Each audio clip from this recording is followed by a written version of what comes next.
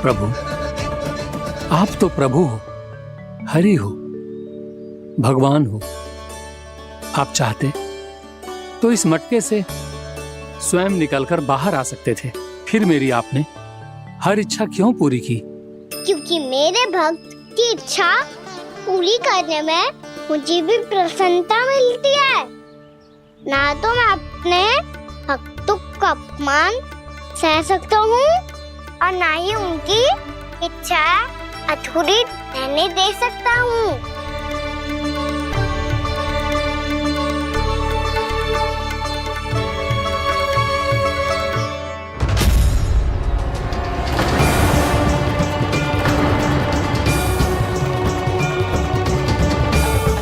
क्या कही थी तूने?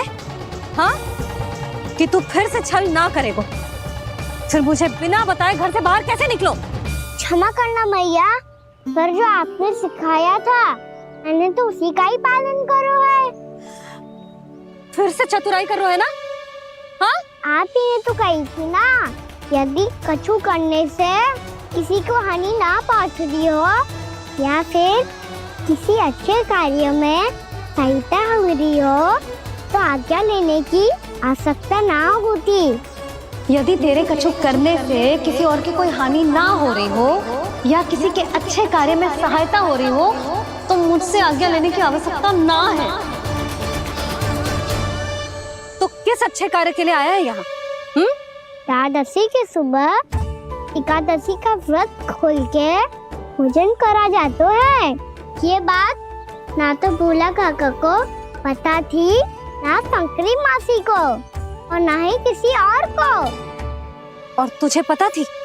हाँ, मेरी मैया ने बहुत अच्छे से सिखाया है मुझे। जैसे कल तूने एकादशी कथा सुनाई थी ना, आज वैसे ही तेरे लल्ला ने सबको द्वादशी कथा सुनाई है। सच्ची यशोदा रानी जी, इसने तो हमारी आंखें ही खोल दी। और भाभी, सच तो ये है कि मुझे भी ना पता था कि ये इतना बड़ा ज्ञानी है और इतना अधिक समझदार।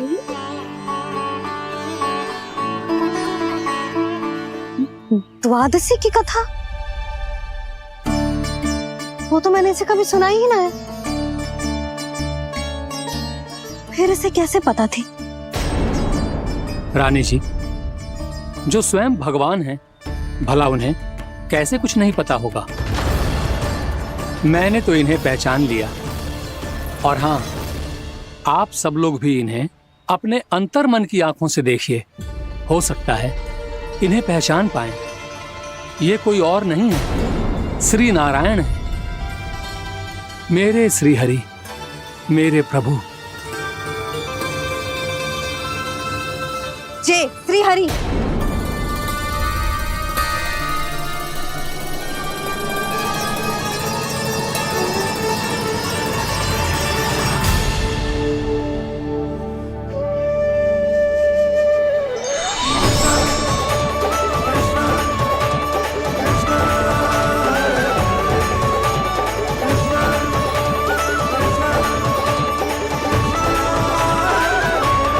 ये क्या कर दिया भोला? जिस रास्ते को मैंने इतनी कठिनाई से बचा के रखा था, सबके सामने उसे उजागर कर दिया तुमने।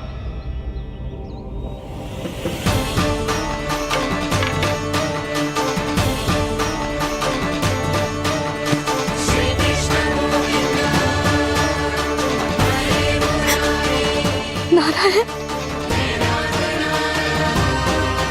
नारायण, श्री नारायण।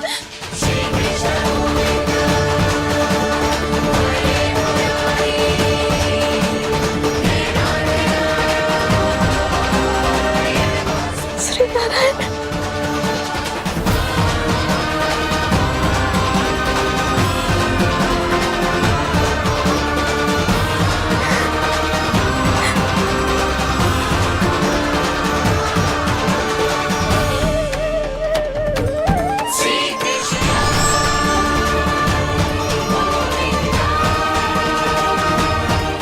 श्री नारायण प्रभु।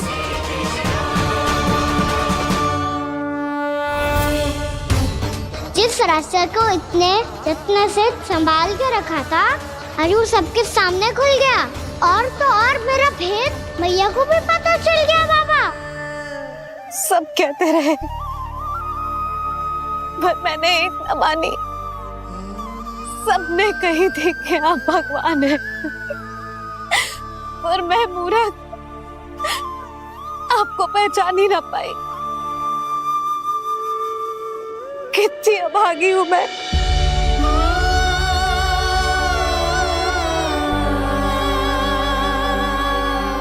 जिस मुंह से मुझे आपकी महिमा गानी चाहिए थी, उसी मुंह से मैंने आपको डांटा है।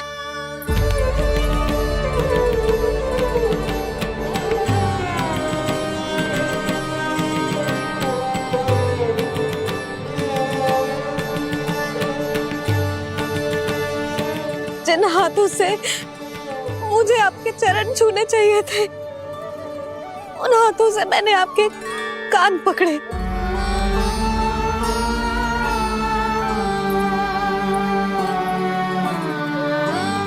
मुझे तो आपकी सेवा करनी चाहिए थी प्रभु, और मैंने आपको दंड दियो, आपको घर से बांध दियो।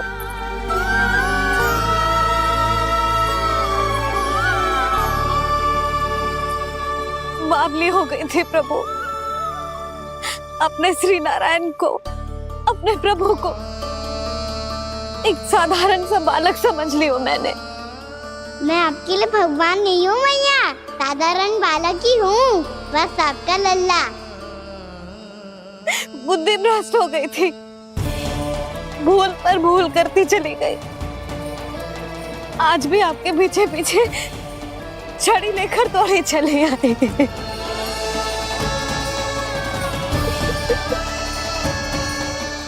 अपने आप को दोष मत दो मैया, आपके इस ममता के लिए तो जन्म लिया है मैंने।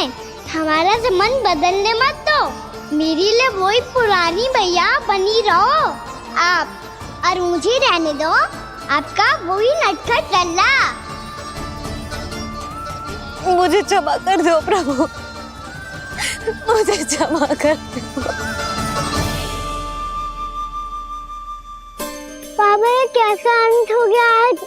मैया तो मुझे भगवान मानने लगी, पर मैं इसे स्वीकार नहीं कर सकता। अभी नहीं बाबा, इतनी शीघ्र नहीं। आप ऐसे खड़े क्यों बाबा? कुछ ऐसा करो ना कि मैया फिर से मेरे मैया बन जाए। उनकी दृष्टि में भक्ति नहीं, ममता चाहिए मुझे।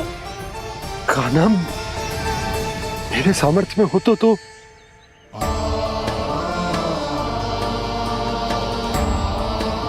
दाऊ, आप तो बड़े भाई हो, अपने छोटे भाई की सहायता करो ना, जिससे मैया सब कुछ भूल जाए। मैं क्या कर सकता हूँ कान्हा? कोई तो सहायता करो मेरी।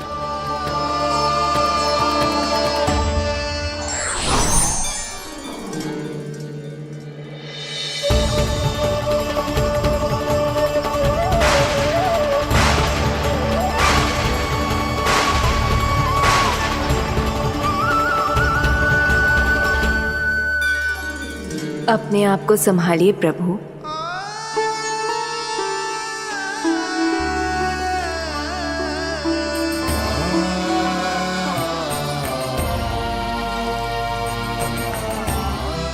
देखो ये क्या हो गया, भैया को सब पता चल गया। अभी तो मुझे मैया की ममता का शौक पूरी तरह मिला ही नहीं था। योग माया,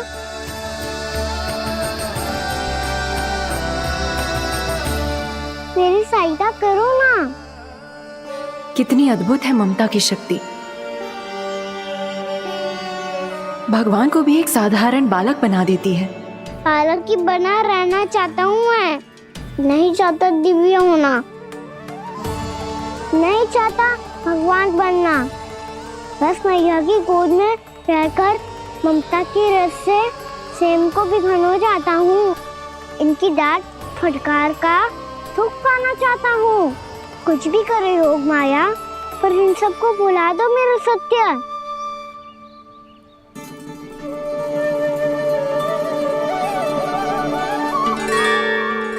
और इन्हें तो मोक्ष का वरदान मिल गया है प्रभु, इसलिए इनके लिए समय की गति को लौटा पाना संभव नहीं होगा। प्रभु, अब मुझे ये सब भूलने की कोई आवश्यकता नहीं है। मुझसे जो त्रुटि हुई है अब वो दोबारा कभी नहीं होगी, और आज के बाद आपका ये सत्य मैं किसी को नहीं बताऊंगा प्रभु, क्योंकि मुझे पता चल गया है कि आपका यशोमती मैया के लल्ला बने रहना कितना आवश्यक है।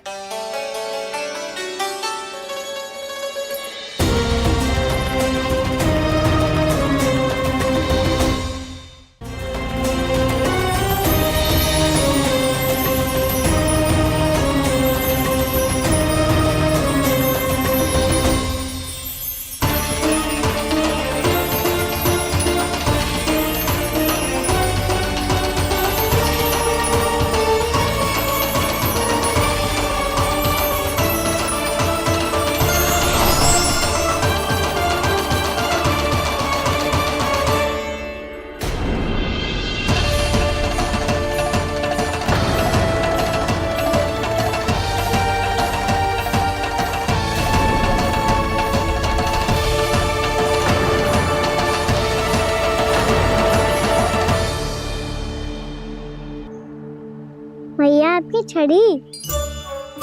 पहले चुपके से भाग जातो है, फिर स्वयं ही छड़ी भी पकड़ा रो है? नटखट कहीं का। हंसी आ रही है? अरे किस बात पे इतनी हंसी आ रही है रे? हाँ?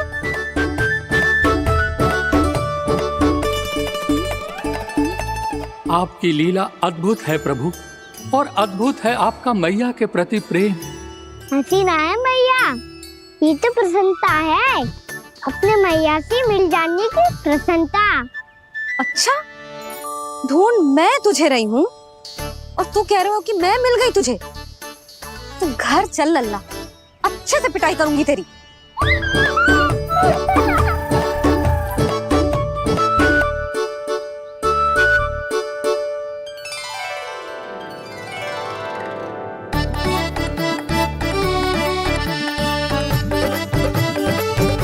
पिटाई से गाल लाल होंगे ना तेरे, तब हंसी बंद होगी तेरी। चल।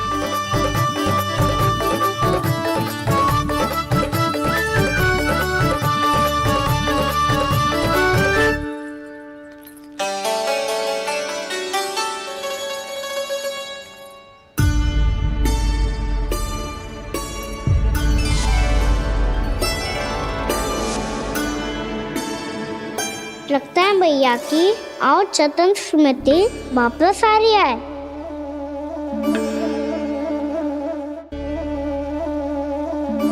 यशोदा, क्या होगो? ना कछु ना। आपको बताऊंगी तो और हंसेंगे मुझ पे। बोल दो, मैं उपास ना उड़ाऊं, सच्ची। देखो देखो इसे कैसे हंस रहा है। मेरे हाथ में छड़ी है, मैया क्रोधित है, पर जे तनिक में भय ना लग रहा है इसे? हाँ, हंसे जा रहा है।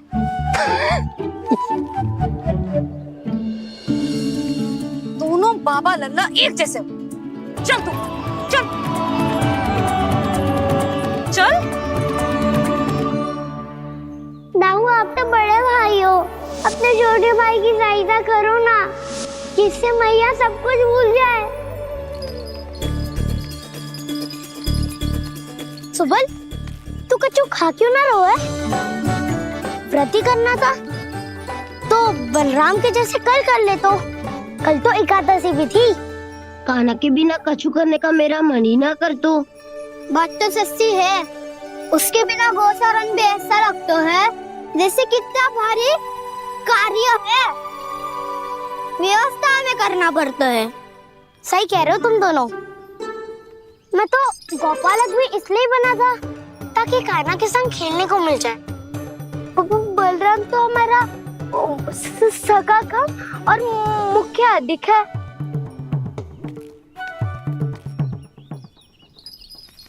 रुक जाओ, तुम सब कुछ देर विश्राम कर सकते हो।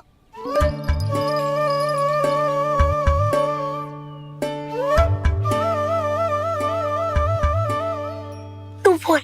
ना मैं ना बोलूंगा, तुम दोनों ही बोलो। और तुम सबका सखा पहले हूँ और टोली का मुखिया बाद में, इसलिए घबराने की आवश्यकता नहीं है। जो भी बात है बिना हिचक बता सकते हो मुझे। तो फिर कुछ ऐसा करो ना कि कान्हा फिर से हमारे साथ गौचारण करने के लिए